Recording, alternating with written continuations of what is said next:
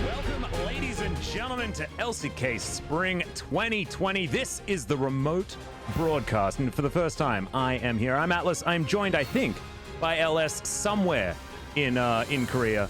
Not entirely sure. I've never been to his house. Hey, dude, how you doing? I am doing fantastic, Atlas. I'm hoping that today you do not curse me in the post-draft prediction rate. Well, look, to be honest, if you screw up a post-draft prediction, then that's on you, my dude. That's not my fault. All right. I'm not even taking a little bit of that responsibility. I am very excited for today's matches, though, because you'd think on paper the KT versus Hanwha was going to be a boring game, but after them both winning their most recent series, which was very unexpected, it's become a hype matchup. I'm super psyched. It really has, and we'll see what they have in store for us here today, as we're near. Everything is going to happen really fast in the next 2.5 weeks, because the season is really being rushed through, because obviously we went on the 19-day hiatus, and things are just really going to speed up, which means that there's probably not going to be a lot of meta shifting happening in these weeks, because they're going to be so used, tried, true, and tested to what they've been practicing. Well, we'll see whether things do change. We saw a few changes already in the first couple of days here, with Blade of the Ruined King being so incredibly popular, things like that. There has been slight adjustments, one could say, but the standings remain pretty constant, with a Genji sitting at 10-1, as you can see right now on your screen. DragonX, unfortunately, dropping that match to Hanwha for them means that they're unable to chase after T1 for that second spot, but they can even things out with a victory in our final game of the day. That one's going to be super hype. I'm real excited. Who are you looking forward to seeing? As far as the rest of these standings, who do you think's moving on up? Well, Atlas, yeah, mate. It's not just about who's moving up. Oh, yeah. It's who's moving down and who's going to the ship. Oh, God, okay. Is now, the ship a bad thing now? I always wanted a ticket to the ship. You do want to go to the ship, especially because the ship has TFT mobile. Ah, and the ship only leaves from the western dock? Is that what you're saying? Exactly. Exactly. Well, we're going to need to get there. Hanwha Life are barely just out of reach, as is the Hanwha way. You know, forever sixth seems to be the thing for that team, and they are continuing to do so. But KT are getting a little bit exciting, and I'm looking forward to seeing, well, I mean, not exciting. Didn't say exciting. Please keep your Monka W's to yourselves. Let's calm down. But this is a really cool matchup, and we're going to go through the points of the match here. Great start for the second round. Will it be KT's 6th win in a row, or Hanwha Life's first win streak of the split? And look, Hanwha, once they brought Lava in, looked real good. So I think this is going to be a tough one for KT, even though Aiming is playing much better than he has been. Yeah, I think KT has really looked fantastic in their win streak. I think a lot of it is also the mental fortitude. They started off the season 5-game loss streak, and now they've brought it all the way back, and they're really making a run for the top 4 in the league. DragonX, or Hanwha Life got their confidence boosted against the DragonX 2-1 win. They will find their spot in the West. They managed to get a 2-0-1, so this is a very big win for Hanwha Life that they're looking for. So on from the Team House was on another level. Will he carry another series today? And obviously referencing probably that phenomenal Aatrox performance that he had. Best support in Korea, Lahens versus Tushin. And honestly, I thought the real match was Lahens versus Keria, but Lahens managing to get back-to-back player of the game as a support. It can't be understated how hard that is in the LCK, but he really is just on another level. And it's really cool because both of these supports are our sort of center supports that like to play the carries. We all remember Tushin's Volley Bear, but also, like you're talking about, Lahens has been playing that Tahm Kench in that lane on the bottom side and just abyssal voyaging down there and killing everyone. So really excited to see what Lahens is going to be able to bring here, or whether that is going to be so hotly contested we see it just banned away. Because I think center lanes are going to be really important for both of these teams. Having a look at the stats, though, it looks like KT are certainly pulling ahead. And if we look back to round 1, it was a pretty comfortable 2-0 for KT against Hanwha in that instance. So our favorite for this matchup probably should be KT. But after Hanwha dispatched DragonX in those back 2 games, it's really hard to call it right here. It really is. And that's why I'm looking forward to the draft, Atlas. Because that's where we're going to get some help in knowing who's going to win. As Hanwha Life taking a look at some of their team stats here. Obviously, not the best stats across the board, but KT, though, that bottom stat. Yeah, exactly. 11-1. just shows that they are able to close out games that they're able to get ahead in, and with the fact that they are 5-5 means that the early game is oh so important for KT Rolster. But it also means that they're not the same KT that we're used to seeing, right? Because normally they could get a lead and who knows what's going to happen, right? They can throw at any point. That has been the MO for KT for years and years and years. But now it seems like they are more consistent with being able to move leads into victories in each game. It's just whether or not they can actually get to those leads, which I think has a lot to do with the jungle.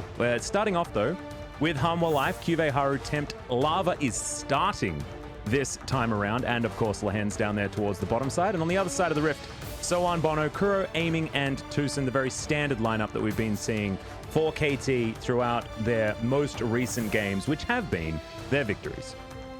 Yeah, and so Soan, we'll see what he can do here today. Aiming, obviously, another person that we're going to have to keep our eyes on. KT are starting off on the red side today.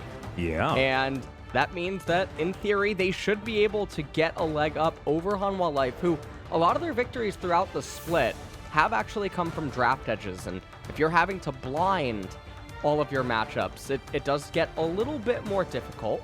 But the red side is a little bit more pinched with the bans, with the addition of Kalista coming into the meta.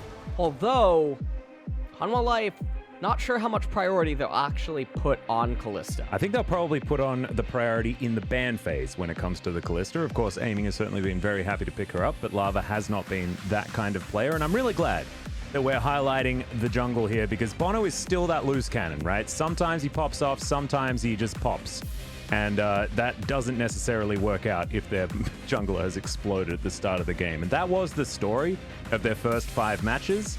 But the last 5 have been more about Bono being able to actually control the early game in a much better way. Against Haru, though, it could be a little bit more difficult. This guy has also been known to be explosive as the game starts. So I'm really glad that this was highlighted.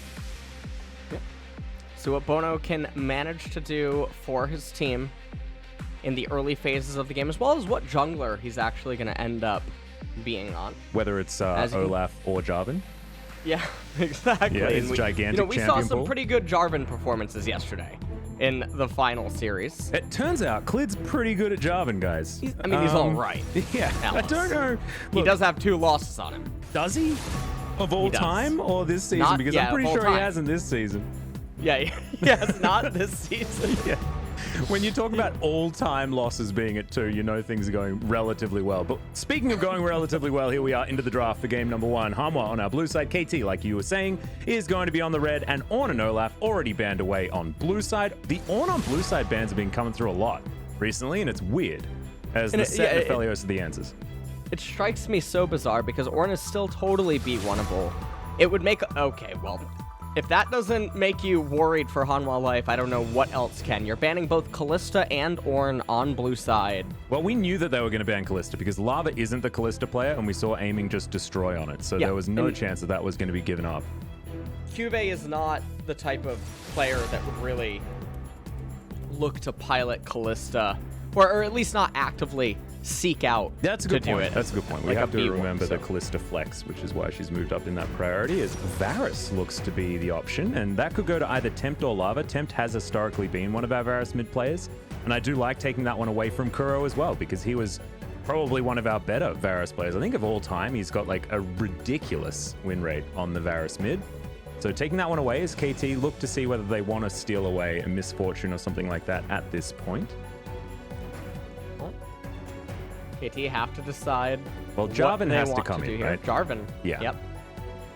Jarvan's being picked up. Maybe they'll just actually immediately pair this with a Rumble, like some of the LCK teams have been doing. There might not be that much of a desire to get the AD carry yet, although if they are, I would imagine it would be Ezreal. Oh, that's true. Ezreal's still available as well. Well, so 10 seconds to go. We'll see what Bono is going to pick up for his squad, as Ezreal is priority picked here, and it looks like KT are respecting the fact that the flexibility of the Varus could be an issue that they do not want to deal with, and just grab that aiming Ezreal priority. Has certainly skyrocketed as far as aiming's proficiency on the Ezreal. He used to be the guy that Arcane shifted into death multiple times, but recently he's been really getting that damage. So impressive stuff here as Hanwha Life look to miss Piggy. And I think I got a feeling it's going to be Sejuani Azir. That's what I'm feeling. LS. Is that where you're going? That's here? That's where my body's going. I don't know whether it's a good thing, but that's what I'm feeling. Let's see if you are correct. They might just actually pick up the support here before going into the second ban phase. Oh, and Lehen's Yumi is available, so that does make a lot of sense. And now KT, will they want to respond to this? They could just pick up the Karma here with the Ezreal and try to take matters into their own hands like that. Although, again, Tushin is a Volibear player. Yeah, I was thinking about Ezreal the Volibear, man. Not super popular. Looks like Tushin just wants to go for some more engage options, and pairing that with the Jarvan does mean that KT can start fights whenever they want, and that is going to be what they decide to do. Now KT thinking about what they want to ban away. Remember, the Nautilus is still a flex pick as well, so it might be that we get some shenanigans with that Volibear being picked up a little bit later. Possibility right here. But taking their time, 5 seconds to go, and it's going to be Sivir taken away, of all champions. Well, let's take a look. I believe she was buffed recently, right? A little bit? Atlas, you're really putting me on the spot here. Oh, I apologize. I believe that. Yeah, I'm only the guy that does the patch. I actually think that it might have been like a couple of patches ago. We just haven't seen her, right? And maybe Lava has been putting some time in. I can do a bit of research here to figure that one out. But the cannon taken away from Soan. He does like to play that one. Played it in the first 2 games of their last game, as we saw earlier on. And so taking that one out of his wheelhouse. Aatrox could be banned as well, because of course Soan does like to default to that pick if given the option. Now KT, what do they take away? It's going to be Misfortune. So they are assuming Tempt is playing the Varus. 10.5 is the Sivir buff. Hey, look! Boomerang damage. I nailed it. It's very subtle, but I really like that they are respecting that the Varus can be flexed. As Tempt is historically one of the Varus mid players, even from yesteryears. Yeah, no, exactly. As KT now just really trying to pinch and narrow down that AD carry champion pool as Hanwha Life ban away the Kennen, ban away the Quinn. And I wonder if this is really signaling that they desire a Renekton. That's what it's feeling like to me, my friend. Because there's the Rumble being hovered. I love this, actually, because Rumble can triple flex at the same time. So you are still keeping things way up in the air on KT's side. Rumble could be played by Tussin. We know that he's great at that champion. Kuro and so on could also flex that one between them and synergizes very well with the Jarvan. I like the draft so far. The KT is that's the Renekton being locked in exactly as we were expecting after the Quinn ban. So the thing about the Renekton and now the Sylas is actually coming in as well. So probably, well, Sylas and Renekton can either go mid or top lane, but the thing that worries me about Hanwha Life is they're very heavy engage. And Rumble defensive equalizers are oftentimes a lot more scary than offensive. And also Rumble they equalizers. pair much better with a Cataclysm as well. If you're going to play defensively like that. Because you can use the Cataclysm afterwards instead. Right. And now the Gnar comes in as a response to the Renekton, and there is just so much defensive mid-range disengage on the side of KT. This is really set up for Ezreal to just be able to really do his thing. It's very difficult also for Hanwha Life to itemize against the Rumble, which means that assuming he gets the Oblivion Orb, gets the Sork Pen Boots, he's going to be dealing near true damage to a lot of the targets on Hanwha Life. A lot of them also build HP, so when the Liandry's comes in, it's going to be really fantastic. Atlas, I'm gonna give the draft win here to KT. All right, here we go. LS getting excited very early on in the day. Oh my gosh. If you tilt after this one, dude, remember, there's a possible 8 games to go. Don't do this to me. I gotta get the 15 for 15. Oh god. All right, well, I agree with you. I think the KT's draft is actually super clean, and we often talk about Gnar picks as being questionable in a lot of instances, but right here, I think it's fantastic. Works well into the Renekton and also team fights well on a couple of items alongside Ezreal and Rumble that'll also get to those 2 items. And the cherry on top with this game is the fact that if Kuro builds a Morellonomicon, we're going to be totally okay with it. Because there's a Yuumi and there's a Renekton, and it's totally fine to prioritize. Yeah.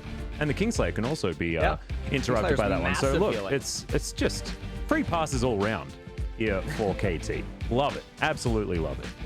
And Bono is on one of the 2 champions he can play. Just incredible stuff. I can't believe it.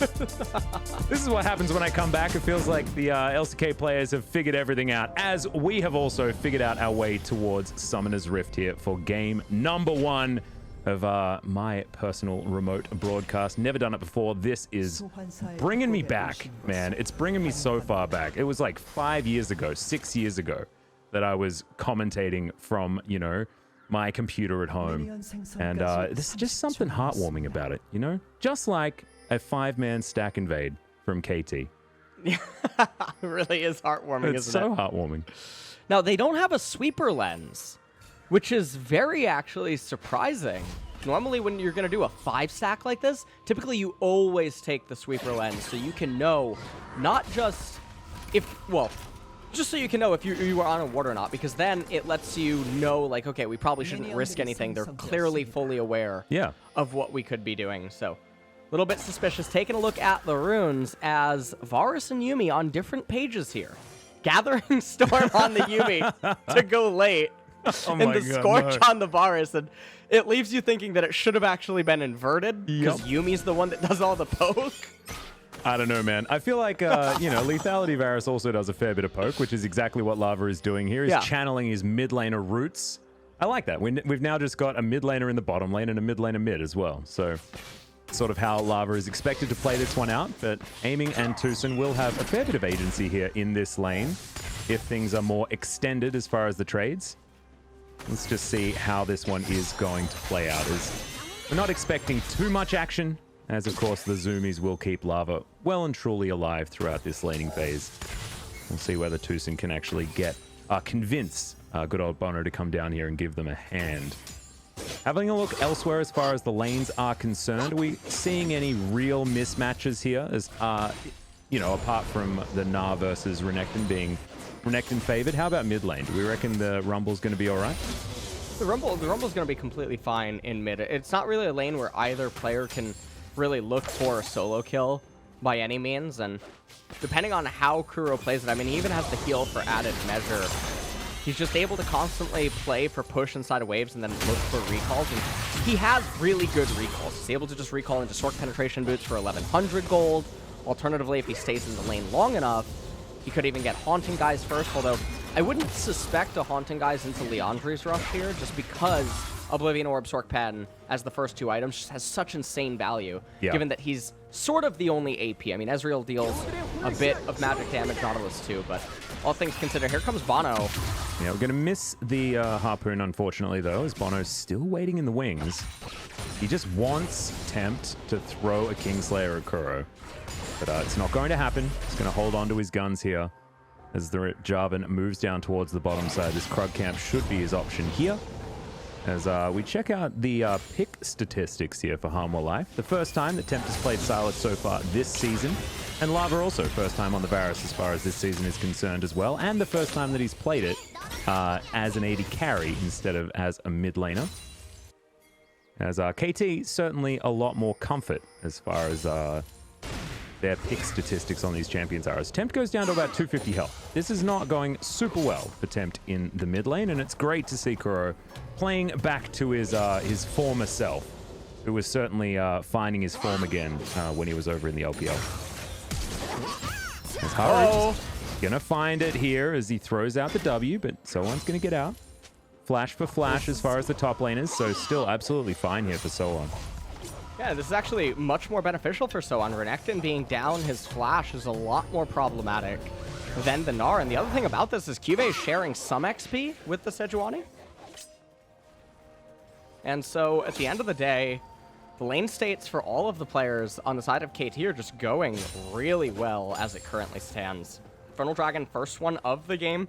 Really important for KT to pick that up. They have, obviously, a lot of value if they do end up getting it. Oh, yeah. Likewise, I mean, Hanwha Life, they have 4 champions that can use it as well. Sylas deals a bit of hybrid damage because he auto-attacks quite a lot, so combined with his AP, Yuumi, Varus, this is a very nice first Infernal. Yeah, for both teams. So look to see whether it's going to be Bono or Haru that prioritizes it. You have to have your money on Jarvan as far as the champion that has a little bit more early game power, and that's why you see KT starting up the Drake as soon as it spawns. Lahen's going to move on over. We'll probably get the bad news via a ward over the wall, but there's no way that Haru's going to get there. So really good from KT to put the pressure on early as far as these neutral objectives, and there it goes. Next one going to be that Mountain Drake, as we are looking at an Earth, Wind, and Fire potentially.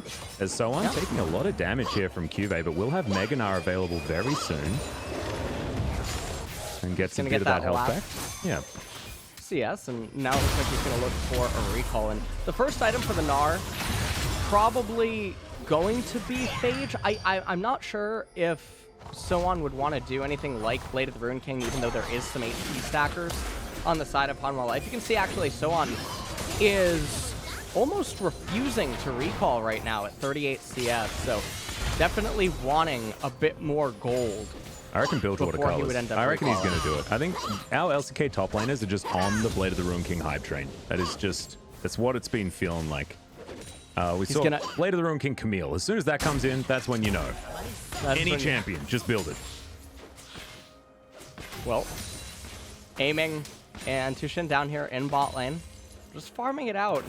No one really doing anything relative to their jungler, and so while this is beneficial to Sejuani, sort of in a vacuum, not much really going on. And when you're the team with better late game scaling, like what KT is, you are going to be feeling pretty good about this. And there is the recall coming in, so it's the Phage and the tier 1 boots. All right, not going to go towards the Blade of the Ruined King. I'm disappointed, so on.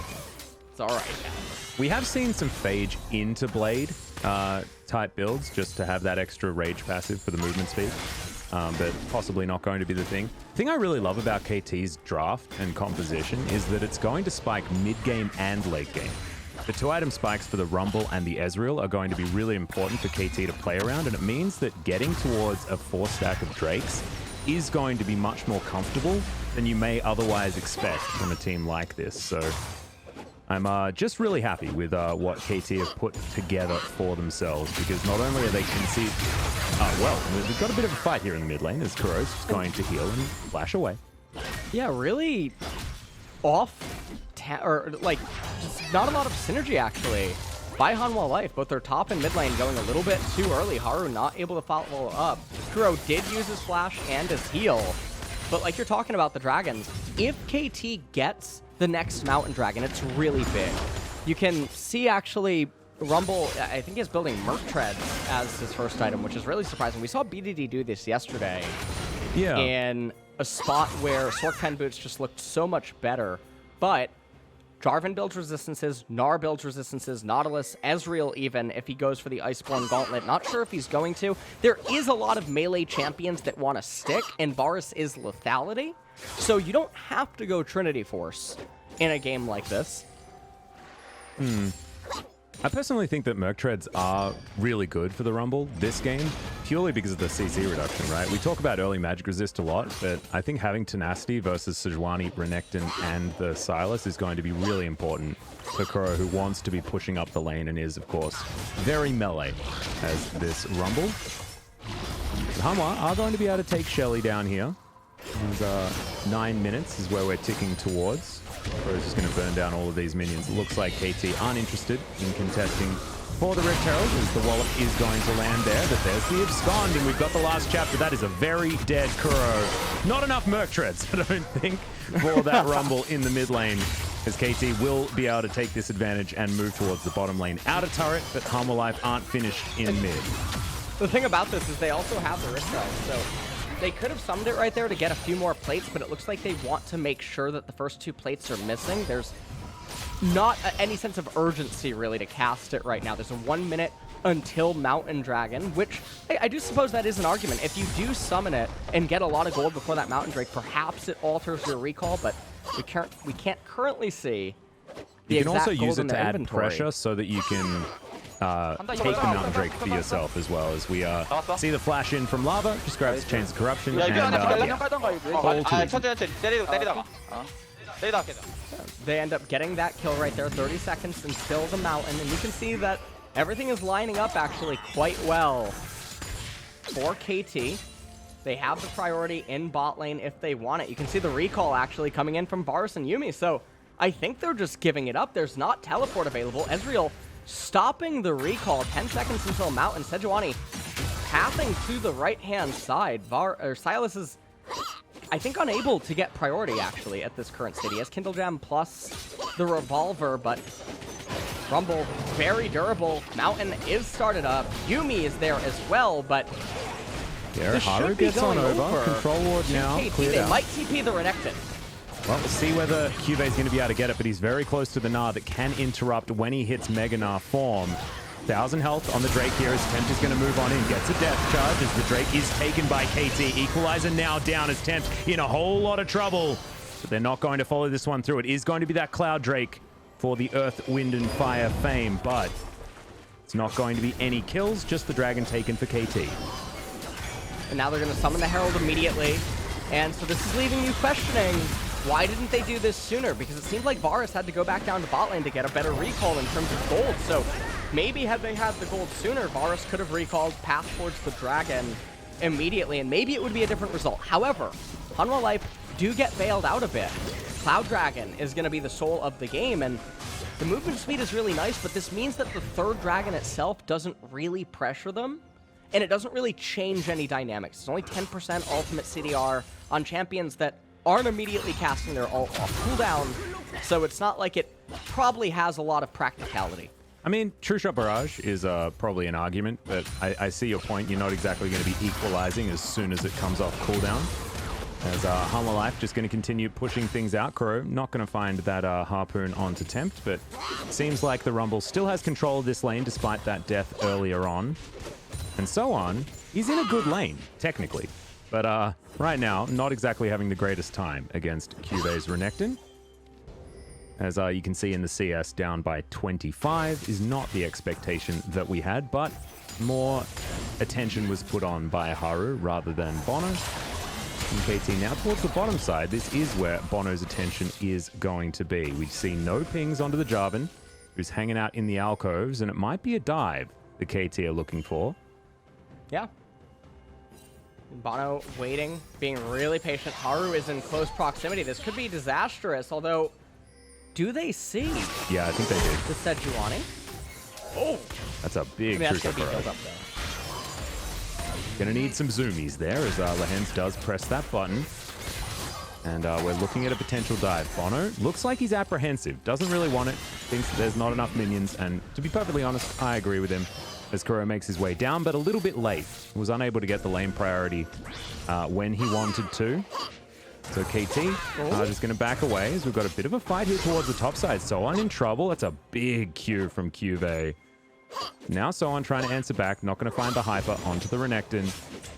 And Soan's dangerously close to just being in kill territory, but will have the Mega Gnar now available.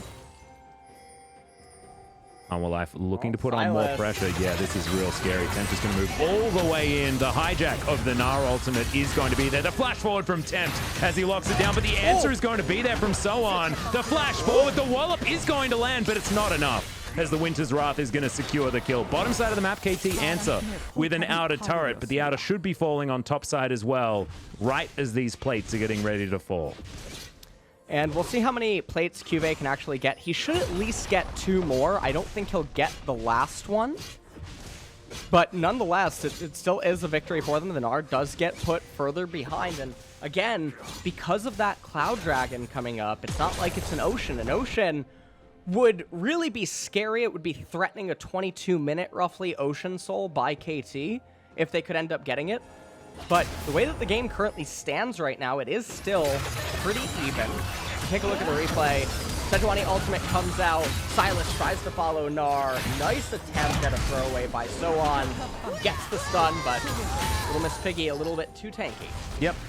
Did manage to get 2 flashes out, though, just by having his ultimate used so perfectly in that last section. So shout out to Soan playing a basically impossible situation as well as he possibly could. But it is still going to mean that that lead for Cuvée is going to only continue. You have to remember that as you would say, my friend LS, Renekton is a decaying champion. So this is about KT sort of holding on while Cuvée does have all of this extra power. But if he continues to have a lead like this, it will keep the Renekton relevant for so much longer. We'll see what KT's answer to that is going to be. As Black Cleaver now completed for Soan, we'll see where he goes with his build afterwards, but that's not going to be yet, as Trinity Force is what Aiming has decided to head towards. Lethal Tempo, Ezreal is what he's decided to go with. Seen a lot of Conquerors recently, but Lethal Tempo has also been... Is it considered mathematically the best rune? I think there's been a lot of talk about as far as damage potential, which Ezreal rune is now the thing after Kleptomancy bit the dust. A lot of Ezreal still take Conqueror, and then others do still take Lethal Tempo. It seems like he's going Lethal Tempo, he's building into the Trinity Force, trying to just maximize value out of his attack speed. Yep. But I know that there is some disagreement. I haven't looked into it as much as I have some other things, so I can't really some comment. other itemization, perhaps? I'm not entirely sure what you're talking about. There's Bono standing on a ward here. Not a lot of information for KT right now, as Hanwha do eventually reveal themselves. Cube going to get burnt there. Great knock-up does come in as Cube getting chunked out. Does get a fair bit of AoE, but there's the Nara into the wall, just smacks down the Crocodile. Equalizer onto 3 members. Whoa! As now Lava gets almost burnt to death from one ability. Kuro, what an incredible ultimate as KT claim control of the river. Yeah, and they're going to get themselves the Cloud Dragon. This is going to bring the game to Soul Point very early on, and the movement speed, it's something that we often scoff at here in the LCK, but for the repositioning that it's going to grant to the Gnar, the Jarvan, the Ezreal, and everything is just really nice against Hanwha Life's team composition. So definitely going to make things a lot harder. Also, we're getting to the point of the game where the Comet on Varus won't really land because the movement speed for everyone just gets high with the tier 2 boosts and things. Take a look at the replay and pay attention to the equalizer in a second here as Renekton trying to do something for the gymnastics, I'm not really sure. As look at Lava, that just... one equalizer, oh it actually was Lava.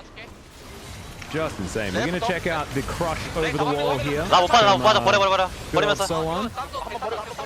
Locking down a lot of kills, but I think I'm just watching, you know, Kuro's incredible red carpet that he put down that just destroyed Varus with one ability. Silly stuff. Yeah, definitely is. And the gold score still very even. Yeah.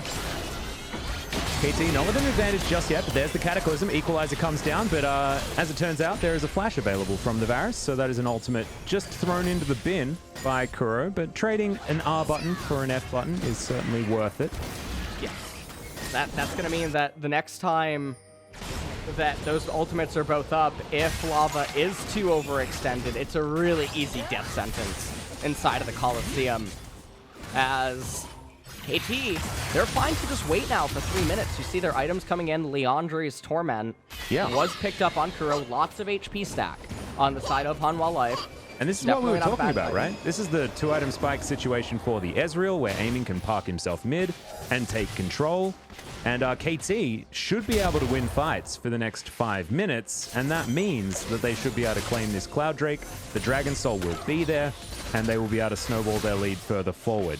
And we say snowball their lead. It's 300 gold. Like, their lead right now on paper is just not there, but as far as their composition, they are in exactly the point that they want to be at this state of the game.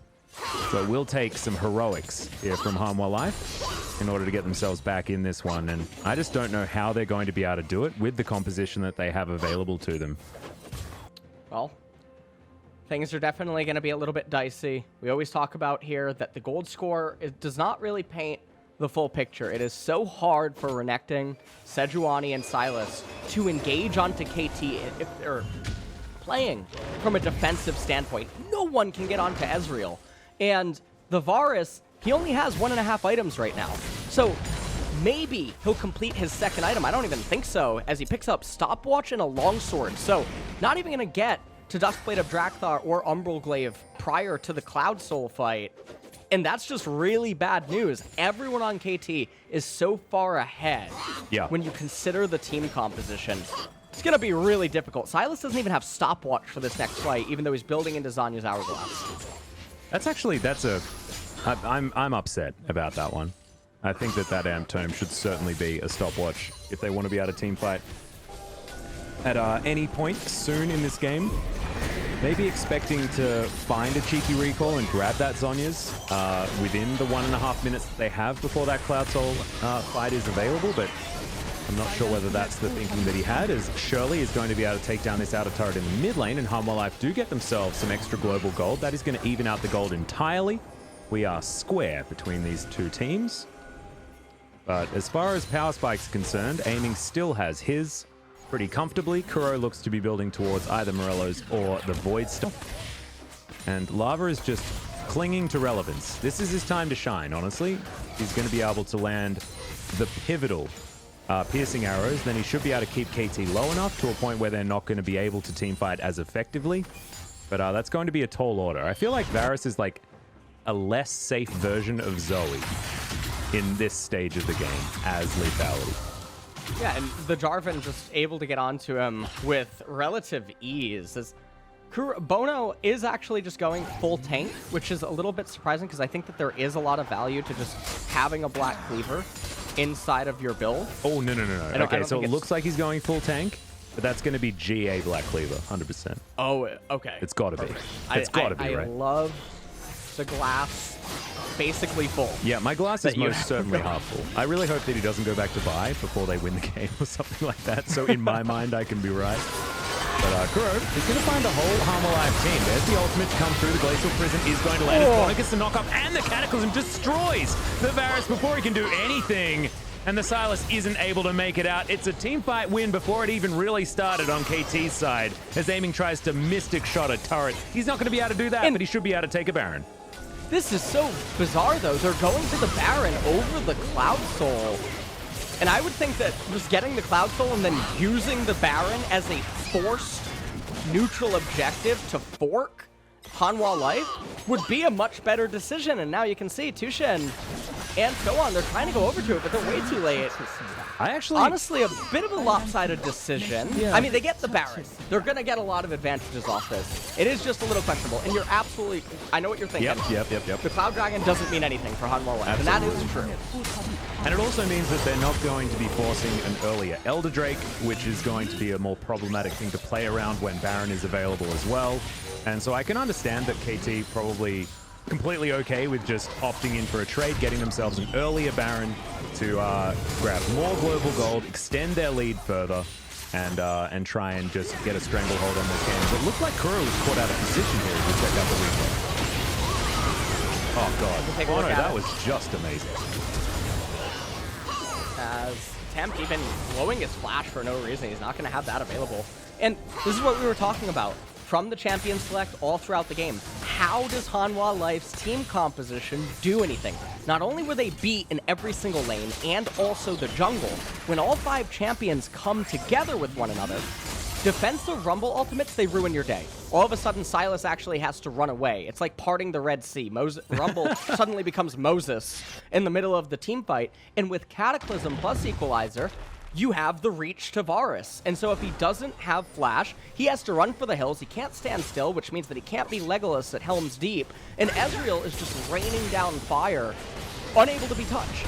Yeah, and he has Arcane Shift, so that if anyone tries to jump on him, he's just able to get out of there instantly. Yeah, it feels like Hanwha Life's composition has run its course, honestly, this game, as the gold lead balloons to about 3,000. It looks like Blade of the Ruin King should be the next option here for Aiming. Pretty understandable, as now Cube and Haru looking for Soan. He flashes very early, gets the hop, but doesn't get the double bounce. And now looking to try and speed himself up with the Hyper, but he shouldn't be able to. And that is going to be a very dead Nah. But the rest of KT here towards the top side, just putting the pressure on this inner turret. As Aiming, Arcane shifting forward, as he loves to do, but he should be okay to do it this game. They're looking to raise this top tier 2 turret. They should be able to get it. There's really no way for Hanwha Life to defend it. This will increase the gold score to about 3,000. Yep. And now you take a look at the items across the board. You have the Warmogs on the Sejuani. She's not going to be getting any economy anymore, really, in this game as the camera pans to her farming mid lane. But most of her jungle camps are probably going to start going over to her carries, which means that her gold stunted. She's probably done for the foreseeable future. We take a look at the replay. So he tries to run away. He shouldn't actually flash here because his death timer changes nothing on the map. So even if he could flash and live, it's just not worth it. It's much better to have flash for the Mega Gnar engage at a later team fight than to live there and prevent 450 gold from going over to the opponent.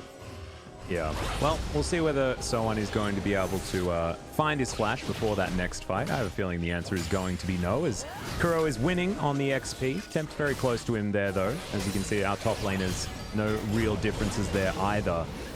As Hanwha have moved out of their base just a little bit. This is a position that Lava should be able to get a bit of damage and does have his flash now available once again. But can't quite find the piercing arrows that he's looking for, and you know there's a target on his back. Tucson actually is going to find it as the True Shot Barrage does a lot of damage. The Equalizer, all of Hanwha are fighting on it right here as Bono throws through the Cataclysm, and everyone is melting on the side of Hanwha Life, even with the bottom side going in favor of Tempt. The rest of the team are dead, and Tempt is going to have to try and find a way back to his base now as KT has a stranglehold on this map.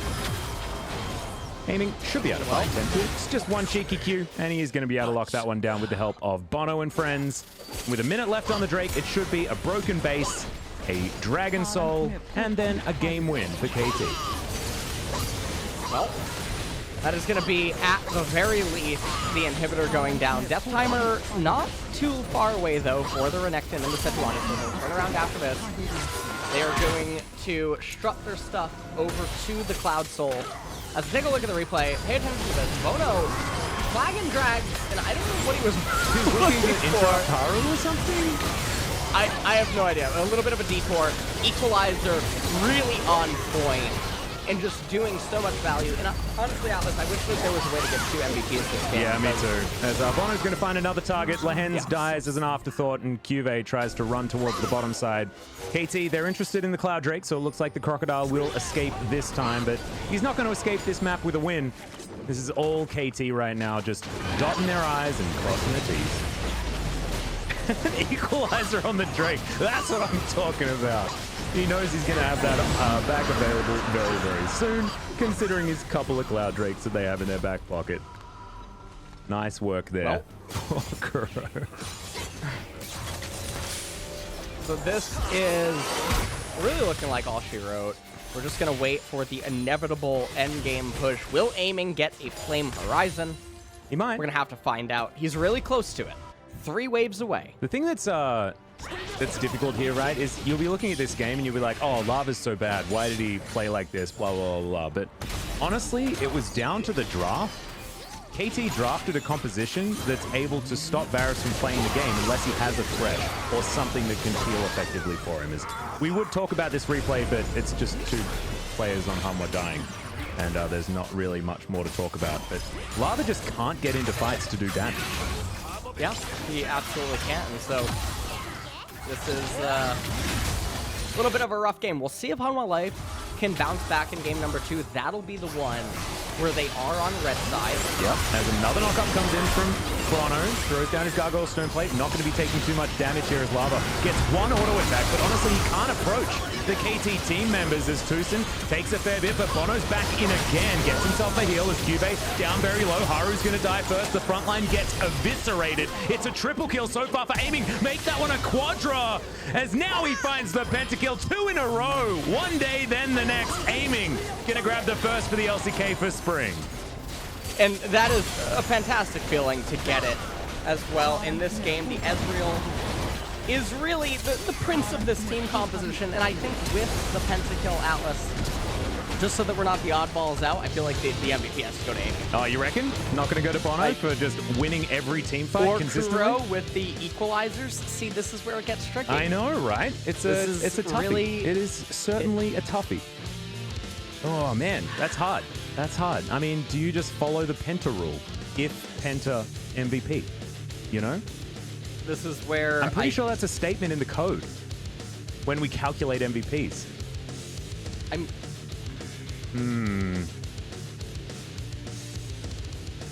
It's either between Bono, Kuro, and Aiming. It is so hard.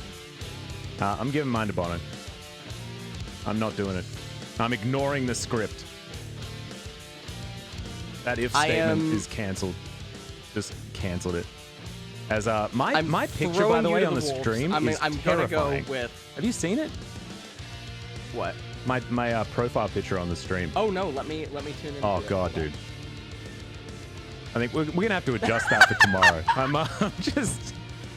You I have don't know, definitely man. seen some stuff. I know. Oh man, it's like I looked at the script and it didn't say anything good. You know. The script says that we're in for 14 games today. No. Couple of remakes. Maybe some more pauses. Yep. Yeah. As we're gonna have a look at some replays here from Aiming's perspective when he picked up his pentakill, the fourth of the LCK for Spring, but his first so far this season. Is what we were talking about. They were calling Penta after the second kill. My god. That was a real clean one though. They end up getting the win there. And things are looking good for them in this opening series. Yeah. So we'll see what they can do in game number 2. Remember, Atlas, we need not look any further than the drafts here in round number 2. Any churs? Yep. I'm with you. I'm with you. All right. Absolutely. 100%. So, so far, LS isn't tilted and everything is going to be intact, but we still have the next game. And KT have been known to throw in weird situations, and Hanwha Life have been known to come back. So if any of these games today are going to go to 3 games, I think this one's probably the one with the most money on it. And I'm ready to watch more of Bono performing well, of Kuro having sort of just great team fights. He was always known for good team fights, but man, after this first death, he didn't die too many times after that, and was able to lay down some of the best equalizers that we've seen. Just a really clean performance from KT. Even though they didn't have huge leads, it just felt like it didn't matter whatsoever. And it just came down to the draft, much like our friend LS very much enjoys. This is key. This is pivotal League of Legends. This is exactly the League of Legends that we want here in the LCK. Well, let's see what happens in game number 2. And like you were saying, Hanwha Life also in this game, remember, the mid and top definitely seemed very off synergy with their jungler this game. I failed to speak right there, as it was a little bit surprising. And they had a very tall ask on them, weren't able to really do anything. Yeah. Right here, this was Soan's needless flash. But he bought a bit more time with it, down. you know? Maybe that's the argument that we have here. But yeah, no, it just wasn't necessary. But then this team fight happened, and Tucson engaging really well, Bono creating space in the backline. The Cataclysm here is actually great for multiple reasons, because A, it locks down lava, of course, but also it's using the Cataclysm to sort of peel for the rest of KT at the same time. Felt like KT's comp had all the peel that they wanted, and Hanwha Life's had absolutely zero, so they just got mown down. Right. And this is a pretty consistent trend here in the LCK. So we shall see. As a lot of highlights actually playing. What I'm most excited for, as well as the collective, and probably you included, is the TFT mobile app. Oh my god, that is probably coming up in the break. It's so good. I'm just going to buy some Pengu merch, like all of the Pengu merch. Where can I buy it? I think I can buy it at Lol Park, can't I? I can buy it at Lol Park, right? Right? Yeah? Pengu merch? I'm sorry. Any truths? No. Oh god. Yeah, apparently Absolutely not. False. That's a yikes. Well, do you know what's also a yikes? Is Varus doing 9,000 less damage than an Ezreal when he's lethality Varus. That number should be the highest in the game, win or lose, for lethality Varus. It's so easy to keep pumping out these piercing arrows, but it just shows how put down Lava was this game. And I want to see him on a champion with more agency, either through the draft or through his own champion pick in game number 2. Because we know this guy likes playing the Varus as well. So, sorry, this guy likes playing the Ezreal as well. So I just want to see Lava able to perform in game 2. Well, we'll see what happens there. Aiming is definitely, I think, the person to pay attention to. But also, can Haru get a better jungle matchup? Because in this one, it was really hard for him, especially with the lane dynamics. And I felt like this game was really just all eyes on the first, like, 12, 13 minutes. And then it became really easy to see how the mid-game and late game would probably transition, assuming expected level of play. But well, we'll see what happens as we move to game number 2, ladies and gentlemen. We are going to have a short break, but when we come back, we'll see whether Hanwha Life can find themselves a victory or whether KT are once again